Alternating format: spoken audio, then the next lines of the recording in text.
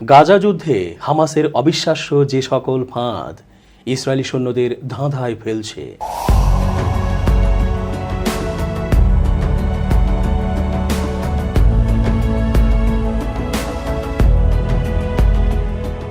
আসসালামু আলাইকুম সুপ্রিয় দর্শক, আল্লাহর রহমতে নিশ্চয়ই ভালো আছেন। আমি এস.জে. রতন স্বাগত জানাচ্ছি আপনাদের সকলকে চেঞ্জ টিভি আন্তর্জাতিক চোখ অনুষ্ঠানে। আশা করছি পুরো আলোচনায় পাশে পাবো আপনাদের। এত কিছু করেও, আমেরিকার এত সাহায্য নিয়েও সুবিধা করতে পারছে না ইসরায়েল। বারবার তারা হোঁচট খাচ্ছে, বোকা বনে যাচ্ছে। হামাসের নানা ফাঁদে পড়ে তাদের জীবন যায় যায় অবস্থা। তারপরও তারা যুদ্ধ থামাতে নারাজ। গাজায় ফিলিস্তিনের স্বাধীনতাকামী সংগঠন হামাস যোদ্ধাদের বুবি ট্র্যাপে পড়ে আরও 4 ইসরায়েলি সেনা নিহত হয়েছে। আহত হয়েছে আরও 7 জন। মঙ্গলবার বিষয়টি নিশ্চিত করেছে ইসরায়েল প্রতিরক্ষা বাহিনী IDF। জানা গেছে, দক্ষিণ গাজায় ইসরায়েলি সেনাদের একটি ভবনের ভেতর ট্র্যাপে ফেলা হয়। এরপর ভবনটি ধসে পড়ে। এ নিয়ে গাজায় স্থল অভিযানে নিহত ইসরায়েলি সেনা সংখ্যা 300 জনে পৌঁছালো।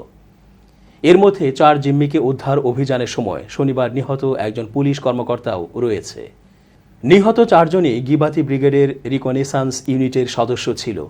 IDF প্রাথমিক তদন্ত অনুসারে জানায়, সৈন্যরা রাফার সাবৌরা পার্শ্ববর্তী একটি সন্দেহজনক বাড়ির ভিতরে বিস্ফোরক যন্ত্র নিক্ষেপ করেছিল, কিন্তু সেটি তাৎক্ষণিকভাবে বিস্ফোরণ না হওয়ার পর সেখানে তারা প্রবেশ করেছিল, যা সম্ভাব্য ফাঁদের অংশ ছিল বলে মনে হচ্ছে। গত বছর 7 অক্টোবর হামাসের নজিরবিহীন হামলার শিকার হওয়ার পর ফিলিস্তিনিদের সশস্ত্র এই সংগঠনটিকে গুঁড়িয়ে দেয়ার এবং নিশ্চিহ্ন করে ফেলার প্রতিজ্ঞা নিয়ে গাজার উপর ঝাঁপিয়ে পড়ে ইসরায়েল, যাতে হামাস আর কোনোদিন দেশটির জন্য হুমকি হয়ে উঠতে না পারে। গাজায় ইসরায়েলের সেই অভিযানের 8 মাস পেরিয়ে গেছে। এই 8 মাসের বেশি সময় ধরে চলা যুদ্ধে প্রায় 39,000-এর মতো বেসামরিক ফিলিস্তিনি প্রাণ হারিয়েছেন। নিহতদের একটি বড় অংশ নারী ও শিশু। গাজার বেশিরভাগ এলাকা ধ্বংসস্তূপে পরিণত হয়েছে। গাজার প্রায় 23 লাখ মানুষের সবাই বাস্তুচ্যুত, অনাহারে দিন কাটাচ্ছে এবং ছোট্ট এই ভূখণ্ডটিতে দুর্ভিক্ষ আসন্ন। ইসরায়েলের দাবি, তাদের অভিযানে হাজার হাজার হামাস যোদ্ধা নিহত হয়েছে। সেই সঙ্গে তারা গাজায় হামাসের ভূগর্ভস্থ সুড়ঙ্গ নেটওয়ার্কের বেশিরভাগটাই ধ্বংস করে দিতে সক্ষম হয়েছে। এই সুড়ঙ্গ নেটওয়ার্ক ব্যবহার করেই সবার চোখের আড়ালে হামলা চালাতো হামাস। এই যে ইসরায়েলের প্রতিরক্ষা বাহিনী IDF হামাসকে নিশ্চিহ্ন করে দিতে এবং সব জিম্মিদের মুক্ত করে আনার প্রতিজ্ঞা করে গাজা যুদ্ধ শুরু করেছিল, সে যুদ্ধে নিজেদের লক্ষ্য পূরণে তারা ঠিক কত দূর অগ্রসর হয়েছে।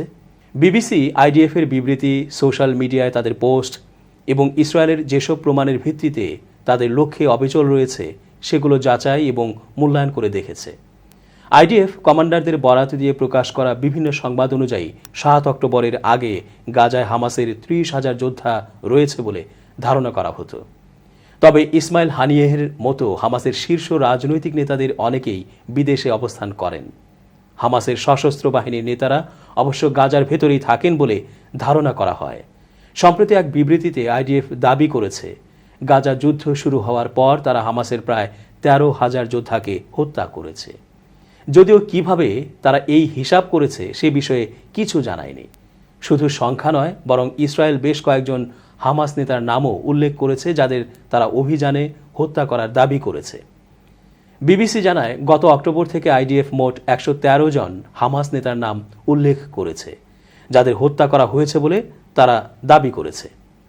এদের বেশিরভাগকেই যুদ্ধের প্রথম 3 মাসে হত্যা করা হয়েছে, কিন্তু সেই তুলনায় এবছর মার্চ মাস পর্যন্ত শেষ 3 মাসে IDF হামাসের কোনো জ্যেষ্ঠ নেতাকে গাজায় হত্যা করার খবর দেয়নি। গত 26 মার্চ IDF হামাসের সামরিক শাখার ডেপুটি কমান্ডার মারওয়ান ইসাকে হত্যা করার কথা জানায়, যার নাম ইসরায়েলের মোস্ট ওয়ান্টেড তালিকায় ছিল এবং গাজা যুদ্ধ শুরু হওয়ার পর তিনি হামাসের সবচেয়ে জ্যেষ্ঠ নেতা, যাকে ইসরায়েলি বাহিনী হত্যা করেছে বলে দাবি করেছে। যদিও হামাস মারওয়ান ইসা নিহত হওয়ার খবর নিশ্চিত করেনি। যুক্তরাষ্ট্র অবশ্য বলেছে তাদের বিশ্বাস মারওয়ান ইসা নিহত হয়েছেন। IDF এরকম কয়েকজনের নামও প্রকাশ করেছে, বলেছে এরা হামাসের জ্যেষ্ঠ নেতা যারা তাদের অভিযানে নিহত হয়েছেন। আইডিএফ যে নামগুলো প্রকাশ করেছে তারা আসলেই হামাসের সদস্য ছিল কিনা তা যাচাই করা সম্ভব না বলে জানিয়েছে বিবিসি। বলেছে, আইডিএফ গাজা যুদ্ধে নিহত হামাস নেতাদের নামের যে তালিকা প্রকাশ করেছে সেখানে একটি নাম মুস্তাফা থুরাইয়া, যিনি আদতে একজন ফ্রিল্যান্স সাংবাদিক ছিলেন। গত জানুয়ারিতে দক্ষিণ গাজায় দায়িত্ব পালনের সময় তার গাড়িতে হামলা চালায় ইসরায়েল। বিবিসি ওই তালিকায় ভুয়া নাম পাওয়ার কথাও জানিয়েছে। গাজার বাইরে হামাসের রাজনৈতিক নেতা সালেহ আল আরৌরি গাজা যুদ্ধ শুরু হওয়ার পর নিহত হয়েছেন। গত জানুয়ারিতে লেবাননের রাজধানী বৈরুতে একটি বিস্ফোরণে হামাসের রাজনৈতিক ব্যুরোর উপপ্রধান সালেহ আল আরৌরি সহ 4 জন নিহত হন। ইসরায়েল থেকে ড্রোনের মাধ্যমে ওই হামলা চালানো হয়েছিল বলে বিশ্বাস করা হয়। এ বিষয়ে বিবিসি কয়েকজন বিশেষজ্ঞের সঙ্গে কথা বলেছে এবং তারা বলেছেন, ইয়াহিয়া সিনোয়ার সহ গাজায় হামাসের পরিচিত অনেক নেতাই এখনও জীবিত আছেন বলে তাদের বিশ্বাস। ইন্টারন্যাশনাল ক্রাইসিস গ্রুপের ইসরায়েল ফিলিস্তিন সম্পর্ক বিষয়ক বিশ্লেষক মিরাভ জোন্সজেইন বিবিসিকে বলেন, আইডিএফ এখনও হামাস নেতৃত্বের শীর্ষে থাকা নেতাদের নাগাল পায়নি।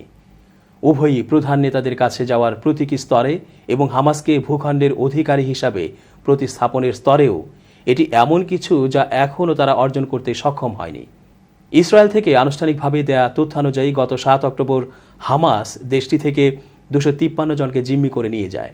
তাদের মধ্যে গত নভেম্বরে 6 দিনের যুদ্ধবিরতির সময় বন্দি বিনিময় চুক্তিতে 109 জন জিম্মিকে মুক্তি দিয়েছে হামাস। 3 জিম্মিকে সরাসরি সামরিক অভিযানের মাধ্যমে মুক্ত করে এনেছে ইসরায়েলি বাহিনী। 12 জিম্মির মৃতদেহ উদ্ধার হয়েছে। তাদের মধ্যে 3 জন ইসরায়েলের অভিযানের সময় তাদের গুলিতে নিহত হয়েছে।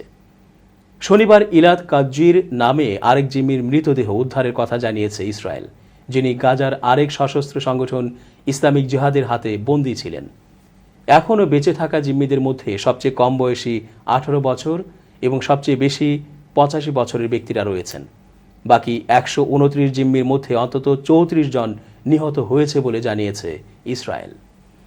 অন্যদিকে হামাস বলেছে নিহত জিম্মির সংখ্যা আরও বেশি। এজন্য তারা আইডিএফ এর আকাশ হামলাকে দায়ী করেছে, যদিও কারও দাবি যাচাই করার কোনো উপায় নেই বলে জানিয়েছে বিবিসি। ইসরায়েলি জিম্মিদের মধ্যে 4 বছর ও 9 মাসের 2টি শিশুও ছিল, যারা মারা গেছে বলে শোনা যায়, তবে সে খবর নিশ্চিত হওয়া যায়নি। হামাসকে নিশ্চিহ্ন করার প্রতিজ্ঞার অংশ হিসেবে ইসরায়েল গাজায় হামাসের ভূগর্ভস্থ বিস্তৃত সুড়ঙ্গ নেটওয়ার্ক ধ্বংস করার প্রতিজ্ঞাও করেছে।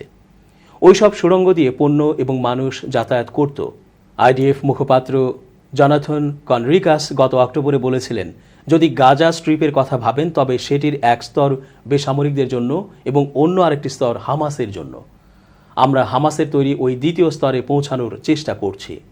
আর যুদ্ধ শুরুর আগে হামাস বলেছিল তাদের সুড়ঙ্গ নেটওয়ার্কের দৈর্ঘ্য প্রায় 500 কিলোমিটার। বিবিসি থেকে আইডিএফকে প্রশ্ন করা হয়েছিল তারা কতগুলো সুড়ঙ্গ এবং মোট সুড়ঙ্গ নেটওয়ার্কের কত শতাংশ ধ্বংস করতে পেরেছে। জবাবে তারা বলেন, তাদের সেনাবাহিনী গাজায় সন্ত্রাসীদের অবকাঠামোর একটি বড় অংশ ধ্বংস করেছে। আইডিএফ মাঝে মধ্যে হামাসের বিভিন্ন সুড়ঙ্গের ছবি ও ভিডিও প্রকাশ করে, সেগুলোতে তারা প্রবেশ করেছে। যেমন গত বছর নভেম্বরে তারা একটি সুড়ঙ্গের ভিডিও প্রকাশ করে সেটাকে বলে সেটি গাজার সবচেয়ে বড় হাসপাতাল আল শিফার নিচে অবস্থিত, যেটি হামাসের কমান্ড সেন্টার হিসেবে ব্যবহৃত হতো। আইডিএফ এখন পর্যন্ত বিভিন্ন মাধ্যমে সুড়ঙ্গ নিয়ে যেসব তথ্য প্রকাশ করেছে তা এক জায়গায় করে হিসাব নিকাশ করেও এর পরিষ্কার কোনো চিত্র পায়নি বিবিসি। ইসরায়েলের এই অভিযানে উচ্চমূল্য চুকাতে হচ্ছে গাজার বেসামরিক ফিলিস্তিনিদের। যুদ্ধে এরই মধ্যে 39,000-এর মতো বেসামরিক ফিলিস্তিনি নিহত হয়েছে। গাজার স্বাস্থ্য মন্ত্রণালয় থেকে নিহতের যে চিত্র প্রকাশ করেছে তাতে দেখা যাচ্ছে নিহতদের মধ্যে 80% বেশি নারী ও শিশু। হামাসের অবকাঠামো ধ্বংস করার নামে ইসরায়েল যেভাবে নির্বিচারে আকাশ হামলা চালিয়েছে তাতে গাজার অধিকাংশ মানুষ বাস্তুচ্যুত এবং গৃহহীন হয়ে পড়েছেন। জাতিসংঘের হিসাব মতে গাজার ভেতরেই 17 লাখের বেশি মানুষ শরণার্থী হয়ে পড়েছেন। আবাসিক এলাকাগুলো ধ্বংসস্তূপে পরিণত হয়েছে। রাস্তাঘাট, বিশ্ববিদ্যালয় ধ্বংস হয়ে গেছে। কৃষিজমি লণ্ডভণ্ড হয়ে গেছে। কৃত্রিম উপগ্রহ থেকে পাওয়া তথ্যানুযায়ী যুদ্ধ শুরু হওয়ার পর গাজার 56% বেশি ভবন হয় ক্ষতিগ্রস্ত হয়েছে বা পুরোপুরি ধ্বংস হয়ে গেছে। কিন্তু গাজা যুদ্ধের 8 মাস পেরিয়ে গেলেও ইসরায়েল এ যুদ্ধে তাদের লক্ষ্যের কাছাকাছি পৌঁছাতে পেরেছে কিনা তার স্পষ্ট কোনো চিত্র এখনও পাওয়া যায়নি।